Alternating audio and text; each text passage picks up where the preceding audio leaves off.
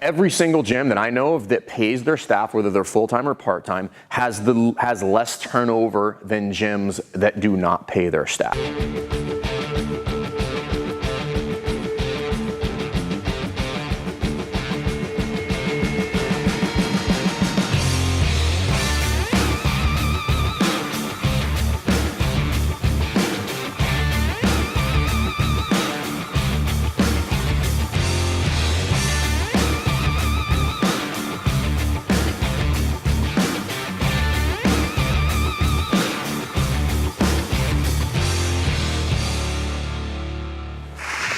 All right, guys, welcome back to Jerk Block Talk. Jason here at CrossFit Rife. This conversation has come up quite a few times in the last month. I've had it in person with staff from other gyms, and I've had it with numerous people on some forums and in some different private Facebook groups, and that is paying your staff. At the end of the day, let's just start here. You need to pay your staff for a lot of reasons. The first reason you need to pay your staff is because if you're not paying your staff, let's say that you're trading memberships for coaching, you have a fake business because your business does not accurately represent its overall operating costs if you were to leave the business. So if you're constantly trying to work on free labor, that is going to be a business that it's not sellable, you're never going to be able to get out from underneath it, and it's going to cause you some problems.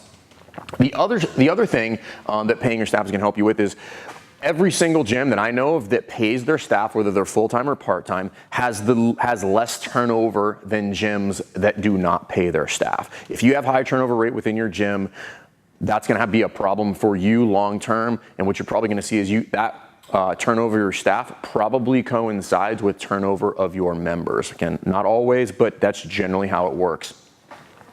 So build that cost in there. If you cannot afford to pay your staff, we need to have a different conversation about, like, is your business generating enough revenue? And you should be working to build your business to generate enough revenue so that you can pay your staff. If you want full-time professionals, if you want to offer a really good product, you have to pay these individuals to work. They're not going to work for free. Passion runs out just like it does in the gym ownership space.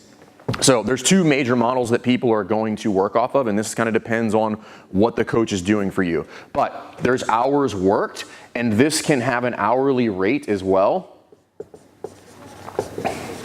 And when I say hours worked, there's kind of two things I'm talking about when I say this. So there's hours worked as a coach, right? And then there's basically hours worked in a month for administrative fees. If people are taking out the trash, if they're doing administrative work for you, they should be paid for that time. They're not going to do a good job if you don't pay them. So pay them, even if it's $10 an hour. Most things within the gym, the admin things, are not going to cost you $300, $400, $500, $600 a month to do. If you're doing all of those things, all you have to do is line up how many hours in 1 month that it takes you to do those. How much would I have to pay somebody to do this based on the hours that it would take me to do it? If it cost me 3 hours a month to do that times $10, it's $30. The costs for those administrative tasks are not nearly what you think they are. Okay. The other thing with regard to coaching is we do it this way. So coaches are eligible for a pay raise based on number of hours worked. Some people, I don't see this as much as I used to in the past, but some people would pay their coaches based on time in the seat. So the reason that's not a good idea is for this. If you have a coach who coaches twice a month and they're there for 2 years and you're paying people based on the amount of time they've been with you, eventually what you have is a coach who's coached 48 hours and they are at the top of the pay scale. And that is, you're paying for somebody who's just been there but doesn't necessarily have the experience in the coaching realm. So pay them based on hours, and you can come up with whatever hourly rate you think, but it would look something like this. So from 0 to 250 hours, we'll just call it $15. Okay. Once they hit 250 hours, again, there's training happening here. So the product that they're offering should be improving, which should put them in a position to garner a pay raise. And then from 250, maybe to 400, again, I'm just making these numbers up. Maybe they go to 20, okay? Maybe from 400 to 700, they go to 25, okay? 700 hours is a lot of hours, okay? That would, if you were to coach 10 months and coach 70 hours a month, which is a lot, you would probably deserve that kind of pay raise. And then maybe it goes from 700 to 1,000, they can go to $30. And if they're coaching more than that or longer than that based on that time, then you can start talking about maybe some hourly stuff or stipend of some sort. The other thing is you could do percentage based, and this generally comes with programs. All right.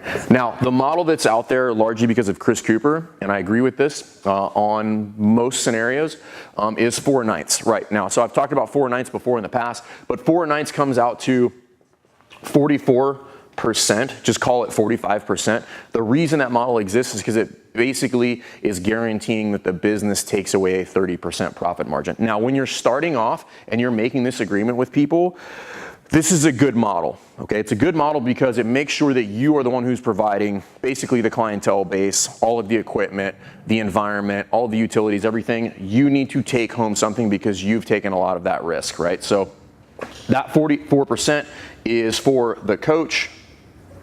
And then what this comes out to, and we'll just call it 45 because it makes it easier. It's actually 44, but I make it 45. So I put that 25% in there is for additional overhead, and that can be transaction fees, taxes, utilities, equipment, upgrades. So from there, I've got 70%, and this builds in a 30% profit margin for the business. Again, it's a good way to start. However, I don't know that 4 nights is fair to people who are crushing it. So there does exist a scenario here where you should be forfeiting some of that percentage to somebody who's crushing it. So again, there's 2 things I need to be looking at. I need to be looking at the percentage, but I also need to be looking at the gross dollars in there. At some point, it gets to a point where if somebody's crushing it, you're just being greedy because your overhead is covered by large margins. Now, the reason that's gonna get a little sticky for you is as that total dollar amount rises, you now are taking in the vast majority of that, right? So now you're not only taking a large percentage, but you're taking in a much larger dollar figure as well. This is assuming that none of your overhead changes, because there's a scenario we have to go back and forth with this. What happens is, as that dollar figure increases, the person who are the coach, they now have the leverage. Because if they leave, you lose a massive amount of revenue. So in that scenario, if they're crushing it, they're doing a good job, you should give them more percentage of that, right?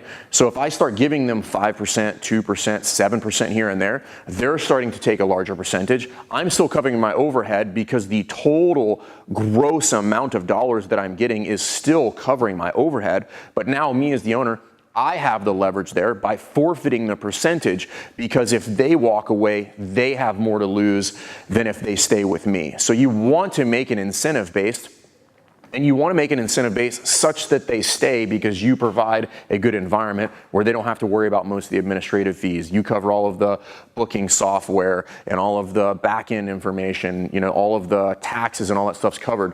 So you do need to consider, what I would tell you is for the most part, and this is a rough number, but probably 60% is probably as high as you should go. If you go any higher than that, I'm not saying that's not an absolute by any means, but 60%, they're getting a very fair share of that revenue, and then you're getting to take home while covering a lot of the expenses, because a lot of the gross dollar figure stuff does go up as the programs improve. So pay your coaches. For God's sake, pay your coaches, guys. It's ridiculous when I find out gyms don't pay their coaches, because really what you find out is, again, it's a fake business. You're like, well, no wonder they're still around, because they have free labor. It's just not a real business at that point.